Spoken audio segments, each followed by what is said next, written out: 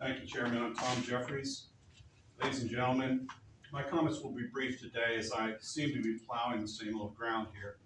In other words, what we have here is failure to communicate to the public, that is.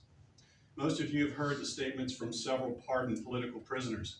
Chris Quaglin in February talked about a superintendent and a captain who think that they make up their own rules and there are no such things as prisoner rights or human rights. Robert Morse in March, I've witnessed the blood and the mold and the scribbled cries for help on the walls because I painted over these things.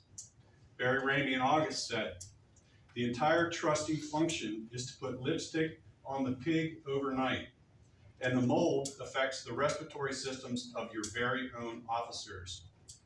Yet none of these important public comments by inmates who survived here made it into your meeting minutes, or outside this room, except for reporting in the Northern Neck Sentinel and on social media, which is why we continue to film the process to capture the truth of what is said here. I have here the board docs agendas from the last year. At the end of the first section, it states clearly, minutes of the previous meeting will be published after they have been approved by the jail board. They are not published on board docs. They are not published on your website as required by law.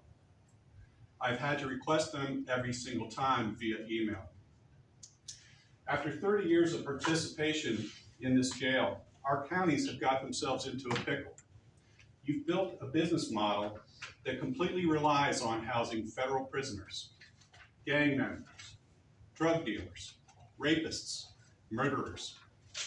These inmates consistently make up over 50% of the population of this jail. Your expenditure per prisoner per day are the lowest in the Commonwealth at $75 per day.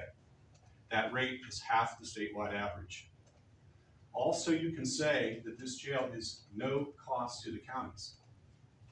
Yet the misery index in this little corner of the Northern Neck is through the roof. Once again, I request that my comments be entered into the record, aka the meeting minutes, in their entirety. Chairman Fisher, I'm making this request to you directly, sir. Thank you very much.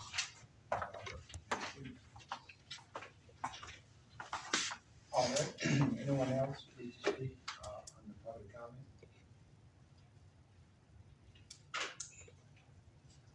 All right, if there's no one else that desires to speak, we thank you for your comment.